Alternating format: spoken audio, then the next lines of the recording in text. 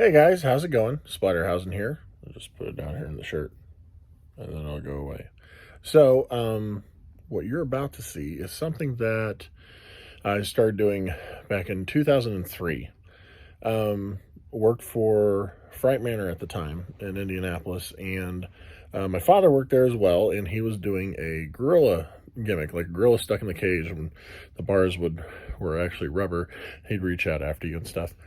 He wanted to do a little more than just a rubber mask. So what we were going to decide to do is make actual like gorilla face prosthetics for him.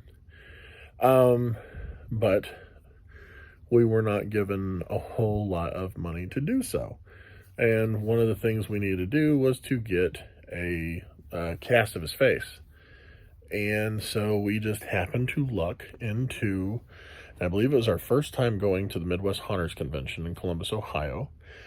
And Smooth On was there doing demonstrations, live demonstrations of their product. And one of the things they were doing was their, I believe it's called Body Double. And it was basically to make casts of face and whatnot. It could be applied directly to the skin, does not heat up, burn, or anything like that, like doing plaster and whatnot. It was actually, would last longer. As a matter of fact, I have the cast still somewhere, and it has not fallen apart to this day. So it was better than Alginate too. And luckily enough, they chose my dad to do it. So he sat down and they did a cast of his face absolutely free, and we're allowed to keep it. So, hey, that's cool. You're about ready to see that, right now. And then after that, I got another video that's going to come out too for the second process. But there isn't a third process, and I'll get to that when it's time. So, till then, enjoy watching them use the stuff Smooth On Body Double to make a cast of my father's face. Alright, so what the guy is using right now is he's got the basic stuff at its thinnest form and applying it with a paintbrush. And it's just a cheap, like, Dollar Tree throwaway bristle brush. And the reason why he's painting it on his face to begin with is that way it's going to get the most detail out of what they're doing. Anybody that does like a life cast, your first initial touch to the skin should be applied, I would say, with like a brush or by hand, or anything that would make sure that it would get a hold of every little nook and cranny, crevice, pore, blemish, any of that. So, and right here he's gotten pretty much the whole face coated where he wanted to get it. And he's actually going to be moving on and putting it on a little thicker as they go, just in case you had missed it. Here, we're going to redo that shot again of him. Yeah, the stuff he has on his face, it's like an oil-based, but I believe he got it from apples. It had an apple smell to it, but it's to make sure that it doesn't cling to the face too hard, and it releases easily. So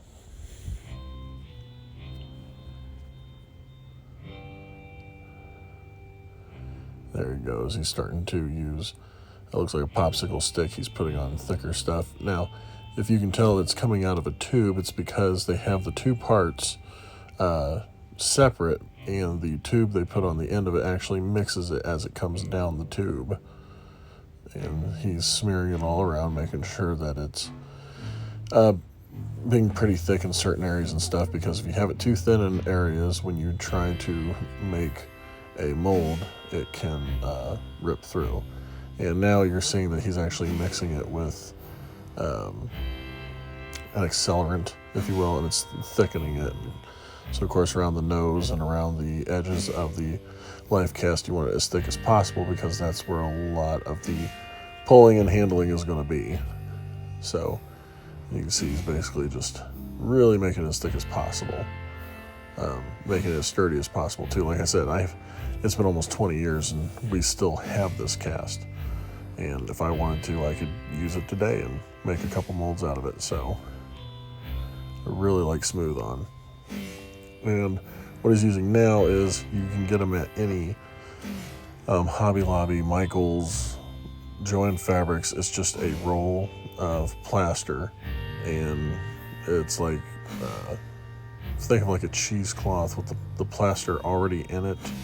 So all you gotta do is just dip it in water, and you can go ahead and start doing paper mache or whatever, and they're using this just to hold the mask still so that when you do put the stuff in to make the molds, you can set it on that without it. And right there, my dad just wiggled his face a little bit and it's ready to start coming off.